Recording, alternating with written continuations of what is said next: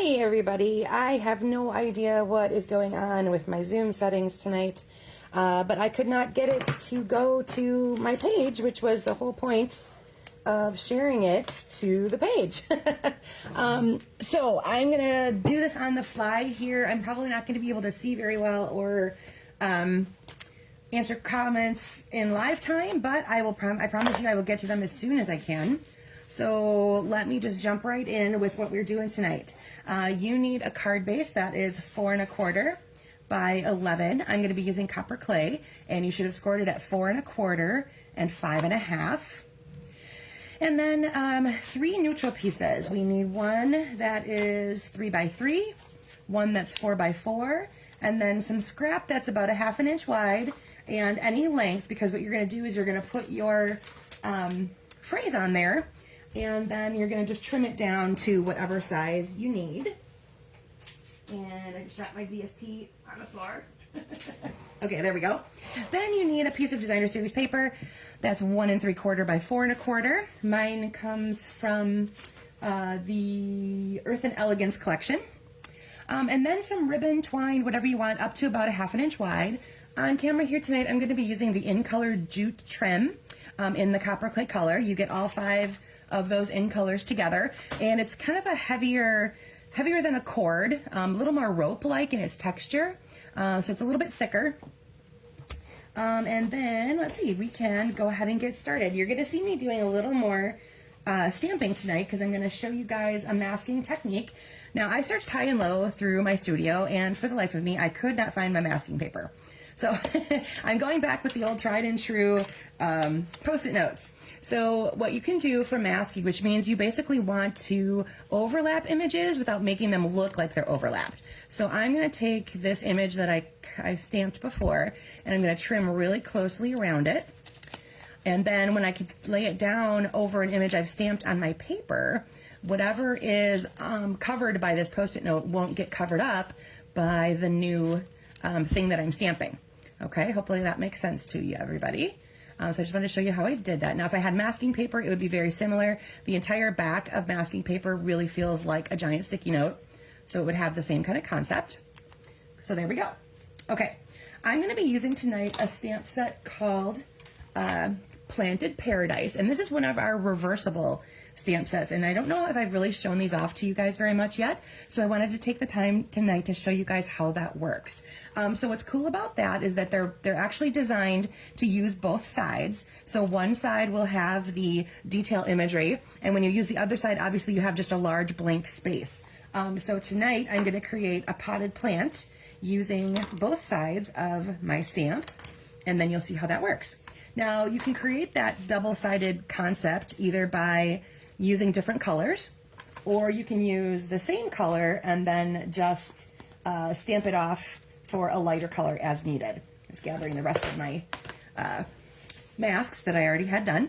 So I'm going to start with the pot itself, and I'm going to stamp that in copper clay.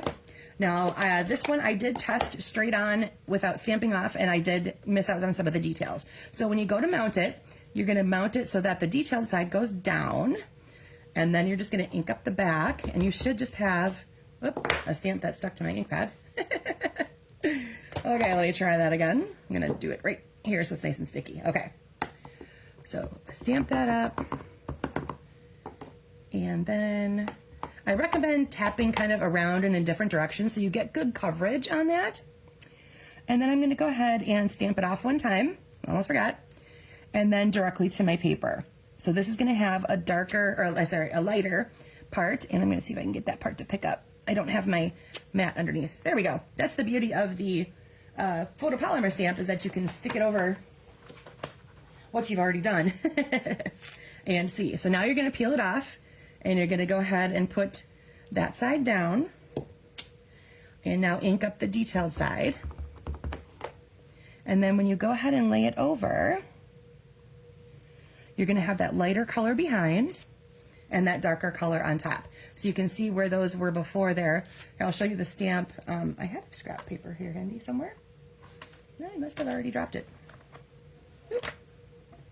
Oh, here it is. Okay. Let me show you. If you just stamp that on the regular vanilla directly, your lines behind it are going to look very much brighter and bolder. It's going to be the vanilla showing through, whereas this is a lighter copper clay color showing through. Whew, that was a mouthful.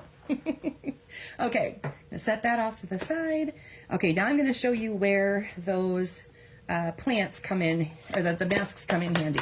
I'm going to start with Lost Lagoon as my background color for these leaves. And I wanted, okay, again, it keeps sticking to my ink pad because I'm not pushing down hard enough when I do that. Okay, I'm going to start with this guy in the middle. Okay, there's that one. I'm going to go to my bigger leaves here. And now I'm going to want this bigger leaf to be right next to this guy, but I want this guy to show first. So I'm going to cover him up. And then, oh, I'm also going to place this against the edge of my potted plant because I don't want those to hang over. Oh, I can't remember if I stamped off first. All right, so there's that one. Okay, and when you might see how that kind of didn't go all the way, you might want to rock it a little bit, which normally we don't want to do with our stamps, but we rocked it just enough so that the edges can kind of come together a little bit. I'm going to lay down another mask for that next leaf. And again, we're going to rock it into that edge so that they show through together. So you can see how those kind of came together. All right, back to the middle guy. Put him down. Stamp off, and let's do this again so we block the top of the pot. So it looks like they're actually in the plant as opposed to sticking out of it. And we'll go ahead and put down that one and that one again. Whoop, move over, there we go. So as you can see, this is kind of a detailed technique, and it's not one I do very often, but I find it effective when I'm trying to build a picture like this. I find that that's going to be the best thing to show off my images. Okay, now we're going to go back to that same one in the middle, but I flipped the stamp over, and now I'm going to go back in with Pretty Peacock. And I wanted this peacock to show through, so that's why I did do the I stamped off twice, or stamped off once on that lagoon color, because there's going to be a really nice lagoon color now that comes through. Okay, so now we want to go back to the same idea, where we're going to go ahead and we're going to lay that down, and we're going to cover up that guy there. And whoopsie, we're going to go clean that off quick and set it aside. Where did my other leaf go? Oh, it's right in front of me. Okay, here is that guy. And I'm going to do this in reverse. I'm going to put this guy down first so that I can stamp this one over here.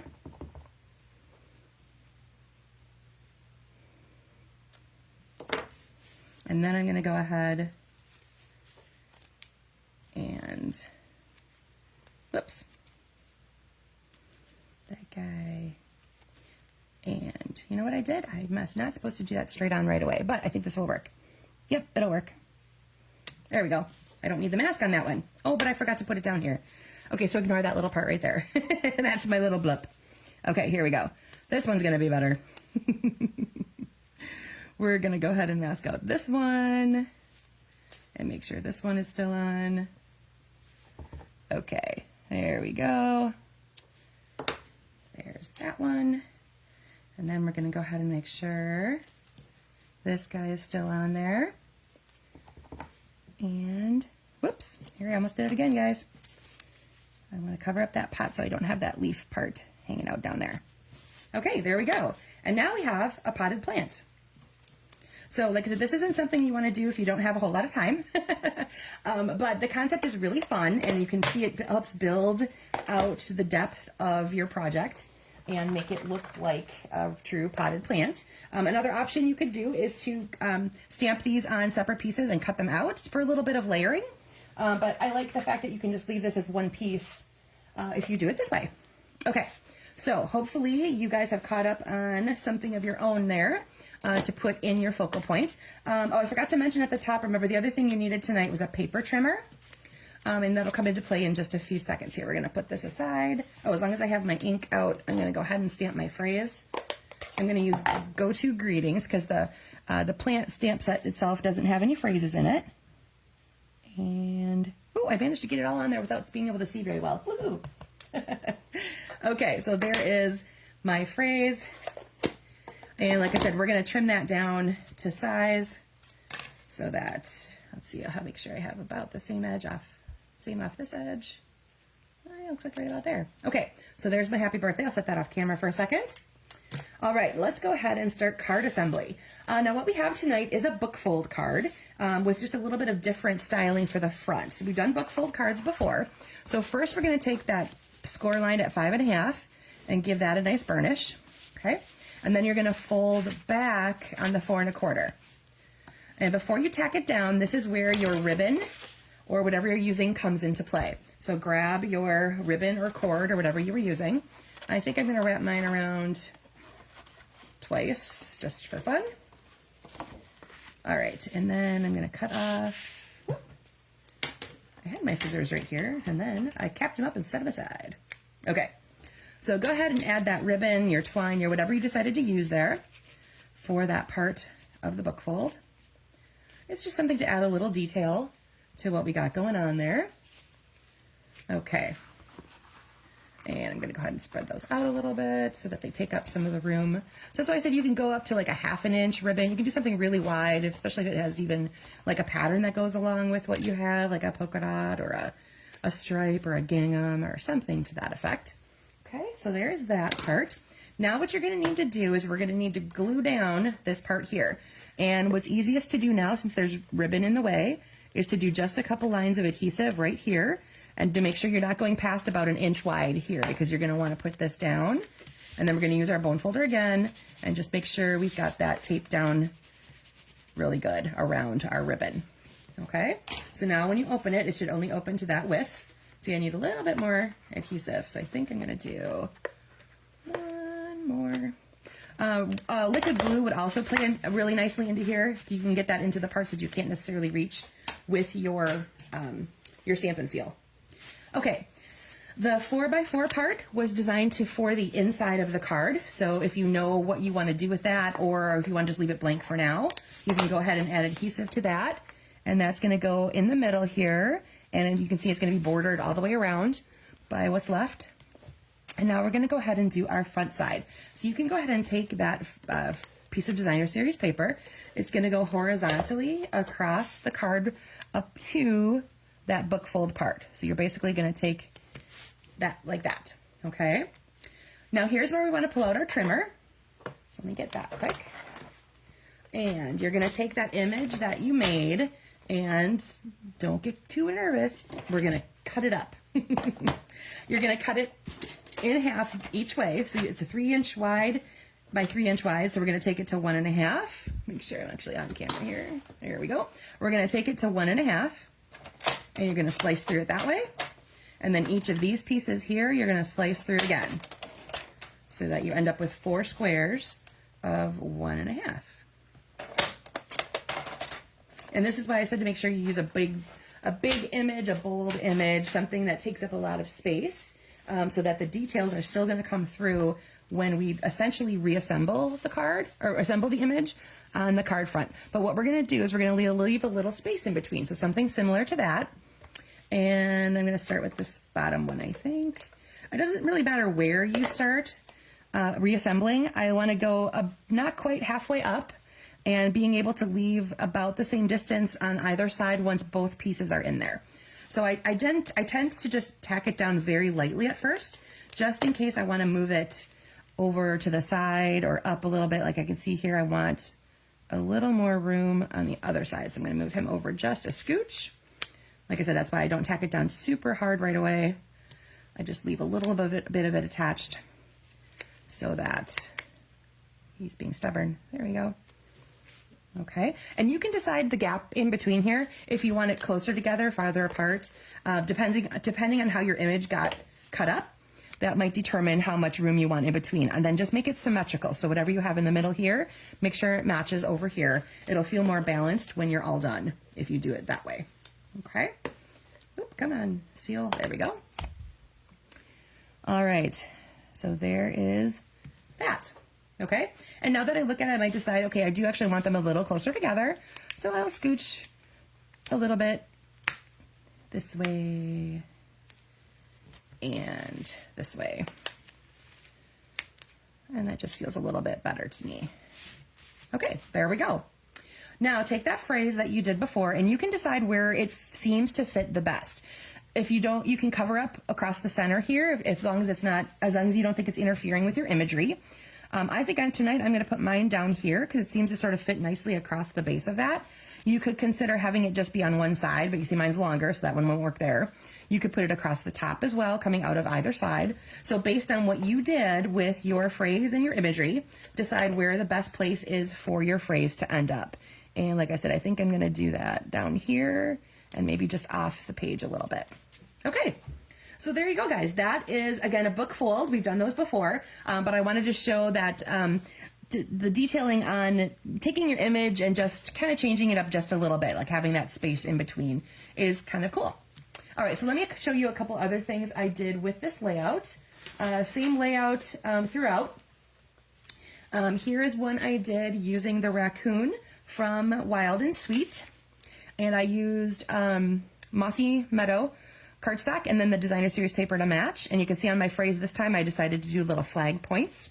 I stamped him and then I went over it with blending brushes. So the Mossy Meadow fills in the grass, the Balmy Blue fills in the sky. And I did take a little bit of black ink and I stamped it off a little bit with that blending brush and then went over the whole raccoon just a tiny bit. And I used linen thread over here on that side. All right, the next two are really nice for this technique because they create scenery. So this first one here is from Oceanfront.